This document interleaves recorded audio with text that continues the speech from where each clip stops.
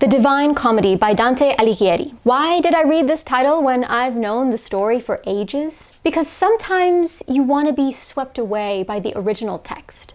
And this did just that. When Catabasis came out, and I regret to say I have not read it yet, but I have every intention to, and it is sitting on my shelf waiting patiently, I knew I wanted to go into it with full knowledge of the source material. And so I dusted off my old, beautifully illustrated copy. The Divine Comedy is one of those works that feels impossibly ancient and yet startlingly modern all at once. This was written in the early 14th century, a poem that follows Dante himself as he journeys through hell, purgatory, and heaven, guided by Virgil and then by Beatrice, the woman he's doing all of this for. On the surface, this poem is an epic allegorical pilgrimage of the soul, a religious reflection of what might await us with leveled examples of our potential demise. Beneath that, I found it deeply human, exploring themes of guilt, mortality, and the desire to be worthy of forgiveness and grace. What I found most interesting was its relevance to modern-day themes, anxieties, and questions of justice and punishment us humans have grappled with over literal centuries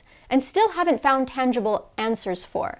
Dante's hell isn't simply a place of torment, it's a moral map, shaped by choices, desires, and inevitable failure. It's almost too obvious to point out the influence this has had on modern storytelling. Countless stories, religious, literary, fantastical, have all been shaped in some way or another by this depiction of the afterlife. The concept of descending through the circles of hell has become a narrative archetype used in countless films, shows, novels, music, what have you. One of my favorites being the 1998 film with Robin Williams titled What Dreams May Come. I've thought about doing like an entire video essay on the parallels between these two stories and how much that movie just messed me up as a kid, but we'll maybe get to that later, I don't know. Essentially, the Divine Comedy is disarmingly simple. A man willing to endure damnation, transformation, and transcendence for a woman who asks him to find his way back to himself, which nowadays is just too much to ask for. 5 stars, duh.